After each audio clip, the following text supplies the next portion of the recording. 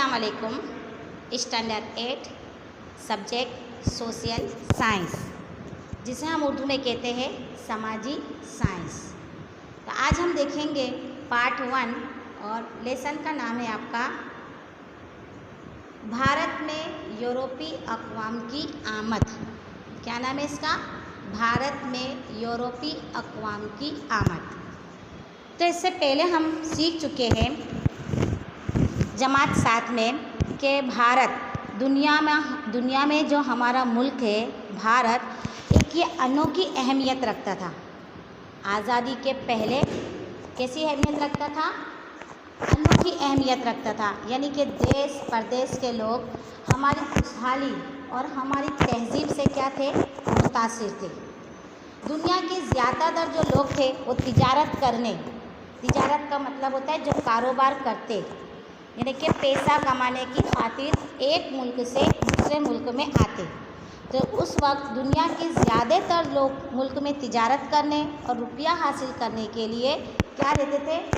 बेकरार रहते थे कि भारत में हम जाए और ज़्यादा से ज़्यादा रुपया हासिल करें। उस वक्त लोग जो तिजारत करते थे, कौन? बाहर के लोग, यानी कि यूरोपीय अक़वाम।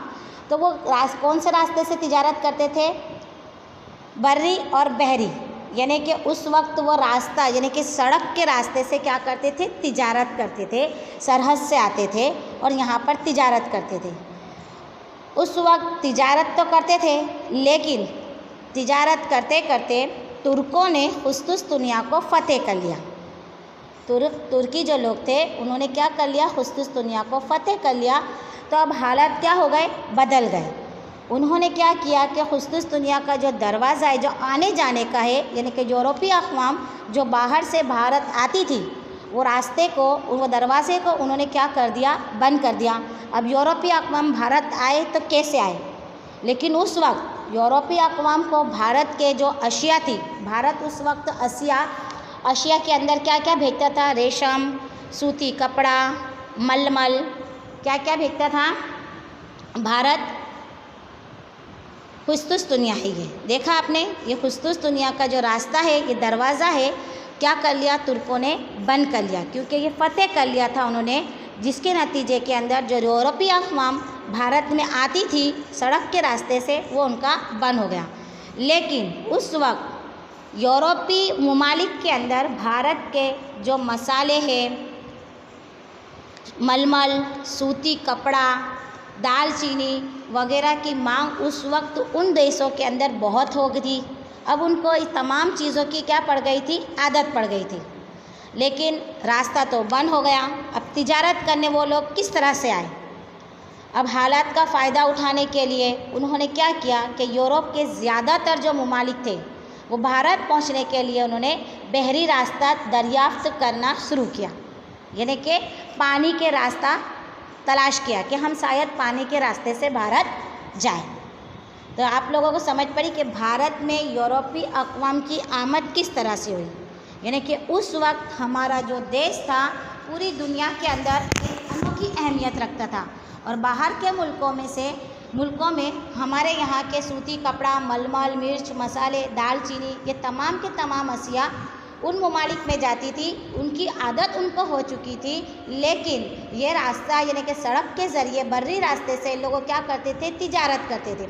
अब बर्री रास्ते से तिजारत करते करते तुर्कों ने जिस वक्त कुस्तुस्तुनिया को फ़तेह कर लिया, तो वो रास्ता, वो दरवाज़ा उन्होंने क्या कर दिया? बंद कर दिया कुस्तुस्तुनिया का, जिससे भारत में आने वाला रास्ता यूरोपीय अक़वाम के लिए क्या हो गया? बंद हो गया।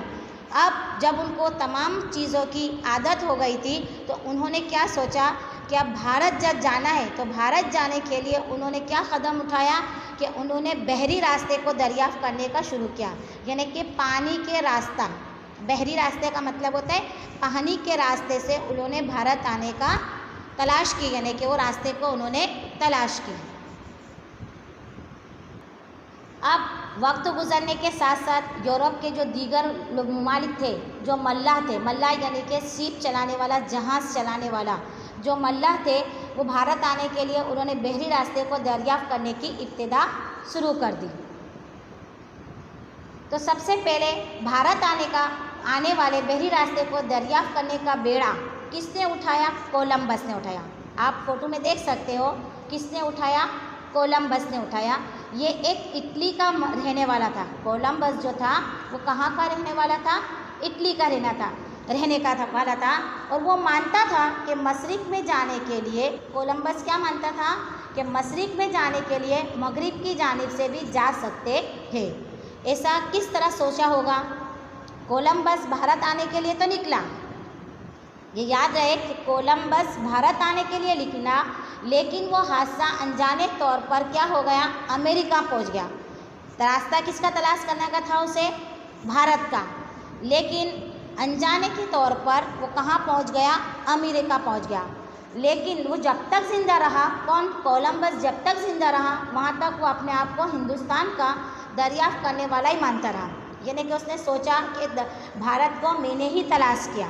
सबसे पहला बेड़ा उठाने वाला भी कोलंबस था, लेकिन वो कोलंबस भारत नहीं आया, बल्कि कहाँ पहुँच गया था? अमेरिका पहुँच गया। और जब तक वो ज़िंदा रहा वो यही मानता रहा कि भारत का जो रास्ता तलाश किया है वो मैंने ही तलाश किया। और आज भी फ़िलहाल लेकिन उसने भारत को तलाश नहीं किया, बल्कि किसको तलाश किया था? अमेरिका को। फिर भी आज भी अमेरिका के जो बाशिंदों को रेड इंडियन, जो अमेरिका में रहते हैं उनको क्या कहते हैं? Red Indian. और उसके किनारे के जजीरों को वेस्ट इंडीज़ कहते हैं। तो ये हो गया कोलंबस। यानी कि कोलंबस जब यूरोप का, यानी कि यूरोपीय अक़वाम ने जो मुहिम, यानी कि जो रास्ता दरियाफ़्त किया, तो सबसे पहले उसमें कौन आया? कोलंबस। उसने उठाया। और कोलंबस ने बहरी रास्ते को दरियाफ़्त करते करते, वो इटली का रहने वाला था, लेकिन रास्ता तलाश करते करते अचानक वो भारत आने की जगह पर कहाँ पहुँच गया? अमेरिका पहुँच गया। और जब तक वो ज़िंदा रहा वो यही मानता रहा कि मैंने हिंदुस्तान यानी कि भारत को तलाश की, लेकिन हालांकि उसने तलाश नहीं की। उसने, कोलंबस ने किसको तलाश किया? अमेरिका को तलाश किया। और आज भी जब अमेरिका के जो बाशिंदे हैं उनको रेड इंडियन कहते हैं और उसके किनारे के जजीरे को वेस्ट इंडीज़ कहते हैं। अब इसके बाद जो दूसरा था वो था वास्को डी गामा। क्या है?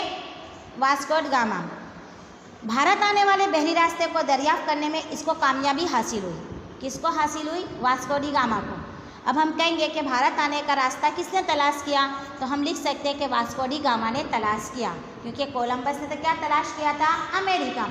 तो भारत आने वाले बहरी रास्ते को दरियाफ्त करने में कामयाबी किसको हासिल हुई?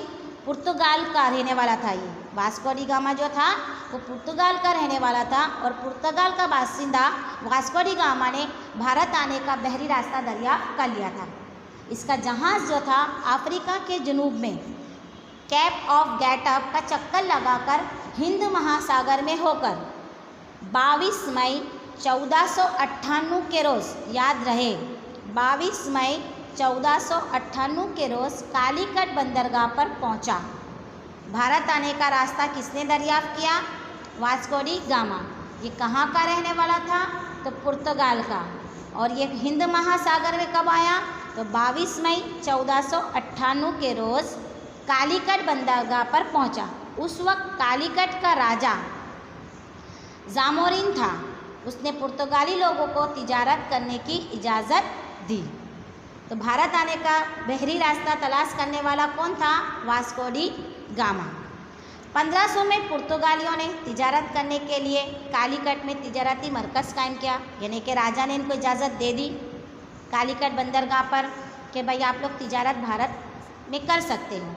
अब उसके दायरे में किले तामीर के लिए अल्बुफर्क नामी एक सिपह सालार को उसका मुहाफिज मुकर्रर किया।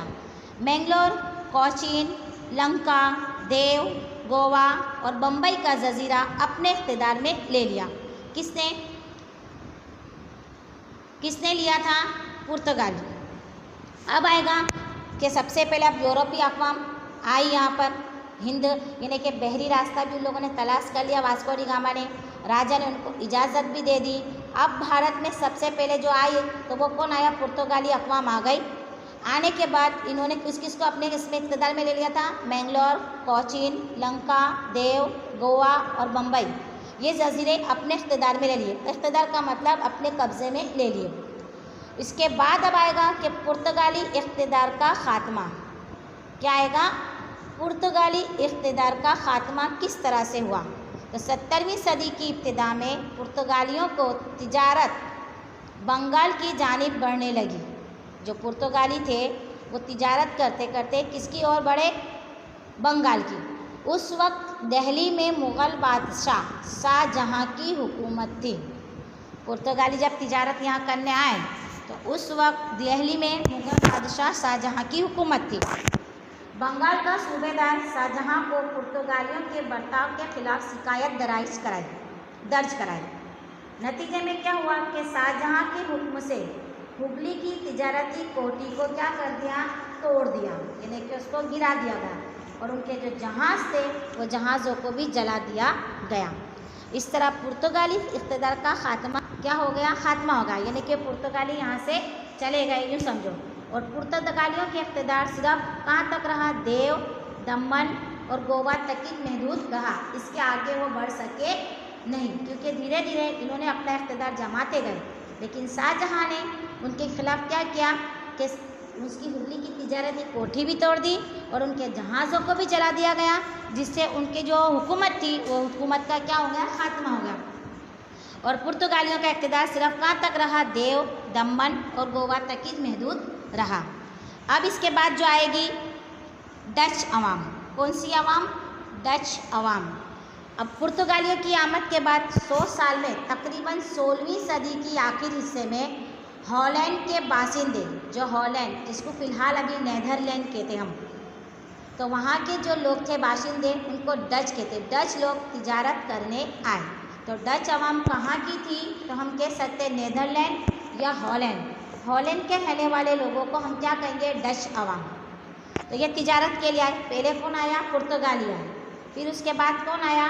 डच अवाम आई। तो सबसे पहली पुलिकट और मद्रास में उन्होंने अपनी कोठियाँ कायम की। 1663 में आगरा में भी उन्होंने कोठी कायम की। इस दरमियान अंग्रेज़ भी भारत में पहुँचे। डच अवाम तो थी, लेकिन उसके साथों साथ कौन आ गए? अब तो अंग्रेज़ भी आ गए।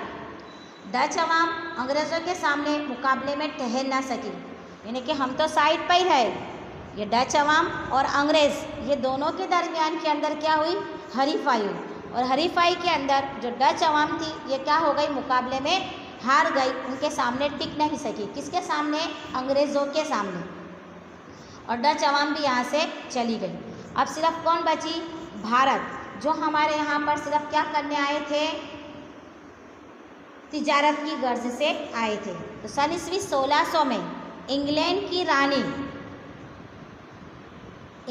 रानी एलिज़ाबेथ, सन ईस्वी 1600 में इंग्लैंड की रानी एलिज़ाबेथ की हुकूमत के दौरान अंग्रेज़ों ने ईस्ट इंडिया कंपनी की बुनियाद रखी। तो हमारा सवाल आ सकता है कि ईस्ट इंडिया कंपनी की बुनियाद कब रखी गई? तो ईस्ट इंडिया कंपनी की बुनियाद सन ईस्वी 1600 में इंग्लैंड की रानी एलिज़ाबेथ ने रखी गई।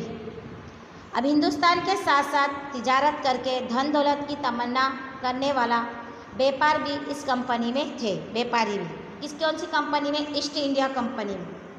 1608 में पहला अंग्रेज़ जहाज़ हिंदुस्तान में, सबसे पहले हमारे सूरत, जो हमारी तापी नदी है यहाँ, सन ईस्वी 1608 में पहला अंग्रेज़ जहाज़ यानी अंग्रेज़ों हिंदुस्तान के सूरत बंदरगाह पर पहुँचा।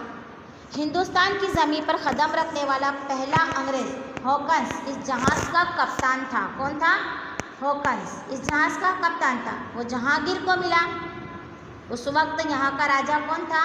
जहांगीर। और जहांगीर को मिला और सूरत में उसने तिजारत करने की परवानगी मांगी, यानी कि इजाज़त हासिल की। उसके बाद उन्हें दिल्ली के इक़्तिदार शाहजहाँ के हाथों में आया। किसके हाथ में आया? शाहजहाँ के हाथ में आया। तो शाहजहाँ ने अंग्रेज़ों को बंगाल में तिजारत करने की इजाज़त दी। देखो 1608 में पहला जहाज़ सूरत में आया। उस वक्त कौन हुकूमत करता था सूरत में? जहांगीर। लेकिन जहांगीर के बाद दिल्ली के तख्त पर अब कौन आ गया? शाहजहाँ आ गया। तो जहांगीर ने सूरत में तिजारत करने की इजाज़त दी और दिल्ली के ऊपर जब शाहजहाँ आया तो उसके हाथों में जब आया तो शाहजहाँ ने अंग्रेज़ों को बंगाल में तिजारत करने की इजाज़त